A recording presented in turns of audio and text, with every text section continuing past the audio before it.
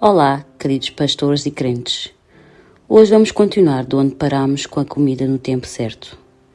Na última lição aprendemos a importância do alimento espiritual.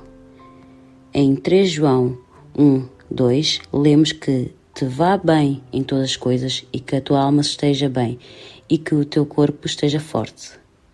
Oramos para que ouçam os testemunhos que estão a ser dados no centro e que ouçam o áudio de revisão e que sejam abençoados em tudo o que fizerem em nome do Senhor.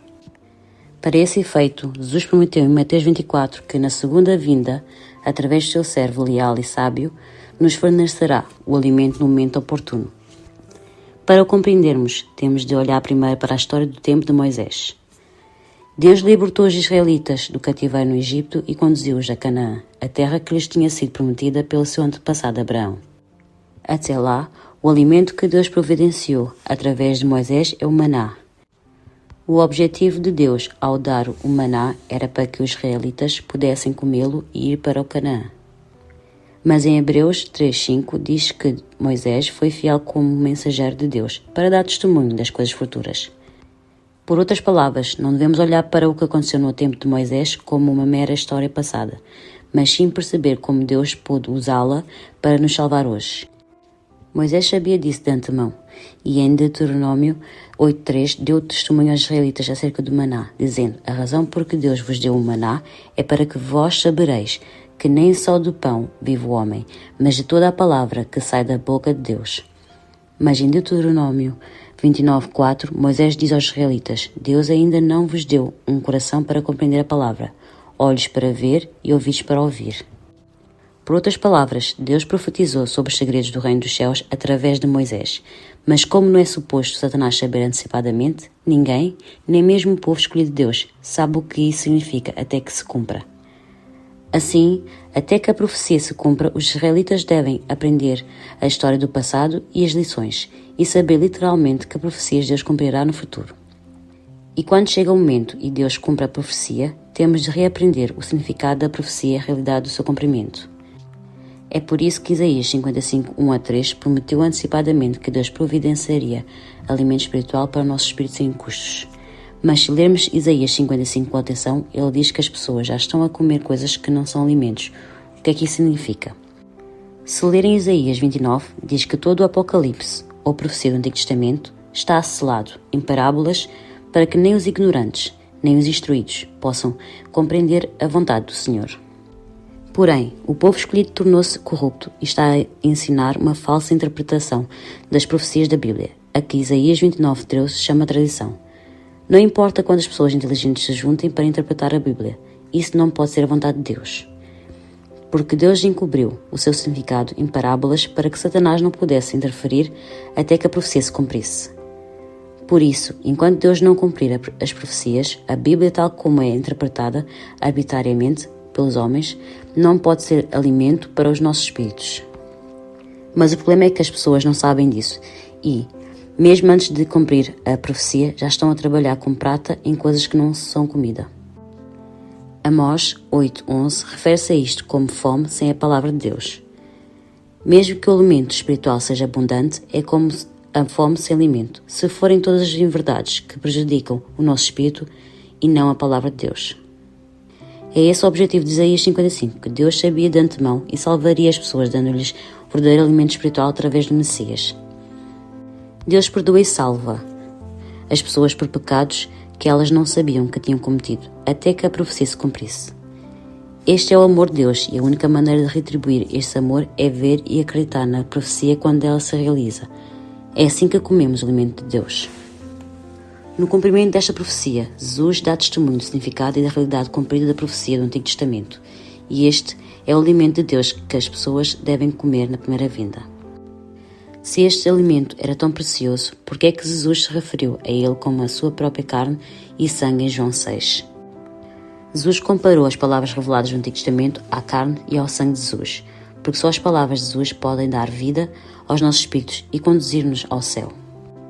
Tal como nos dias de Moisés podíamos comer o maná para sair do Egito e ir para Canaã, também na primeira vinda podemos sair do mundo pecaminoso e ir para o céu, ouvindo a palavra revelada no Antigo Testamento, o sangue e a carne de Jesus. Este é o maná espiritual, o alimento que alimentaria os espíritos das pessoas daquela época, mas valorizavam mais a tradição, a herança dos anciãos, do que a palavra de Deus. Perseguiram Jesus e recusaram-se a aceitar as suas palavras. Em vez disso, quando os gentios que não conhecem Deus recebem Jesus, Deus estabelece uma nova aliança através de Jesus, cujo ponto culminante é a promessa da segunda vinda em Mateus 24. Neste caso, tal como em Mateus 24, 45, Jesus promete fornecer o alimento na altura certa aos que são colhidos através dos seus servos leais e sábios. Mas antes que estas palavras se cumpram, ele também anunciou que haveria uma fome espiritual como em Mateus 24, 7. Por outras palavras, as profecias do Novo Testamento também contêm os segredos do Reino dos Céus e estão seladas em parábolas para que ninguém saiba o seu significado até que se cumpram. Assim, quando olhamos para o livro do Apocalipse, que é o único livro profético do Novo Testamento, a síntese da profecia do Novo Testamento, encontramos as mesmas palavras de Isaías 29. É o que diz Apocalipse 5. Diz que na mão direita de Deus está um livro selado com 7 selos e ninguém debaixo do céu ou da terra conhece o seu significado. Assim, durante 2 milénios, temos pregado o Evangelho do que Jesus fez na sua primeira vinda, mas temos estado menos familiarizados com a profecia do Apocalipse do Novo Testamento que Jesus prometeu. Mesmo que houvesse uma interpretação, ela variava de pessoa para pessoa e de denominação para denominação. Isto porque Deus não deu a conhecer esta vontade a ninguém, porque ainda não chegou o momento. É por isso que Jesus nos disse no Pai Nosso para orarmos pelo pão nosso de cada dia. Apocalipse 2,17 fala deste alimento como maná que estava escondido. A palavra escondida significa que foi selada uma parábola e que, quando chegou o momento, Jesus cumpriu o seu significado e deu a conhecer. Este maná escondido é o alimento no tempo certo, de Mateus 24, e o pão de cada dia, de Mateus 6. Se alguém afirma ser uma pessoa que dá comida na altura certa, devemos saber fazer-lhe perguntas como: em primeiro lugar, se a palavra de que está a dar testemunho é de facto alimento no tempo certo, pode dar testemunho de outras profecias do Novo Testamento, incluindo Mateus 24 e Apocalipse 1 a 22? Em segundo lugar, em caso afirmativo, a colheita é agora, já foi colhida, e onde está o celeiro? Com base no que aprendemos, podemos fazer perguntas e não ser falsamente enganados por Satanás, e podemos discernir a obra de Deus.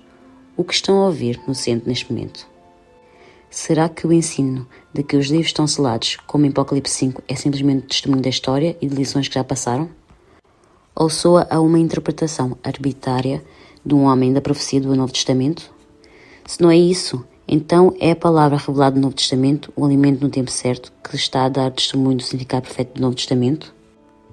Temos muito mais a aprender sobre a parábola secreta do Reino dos Céus.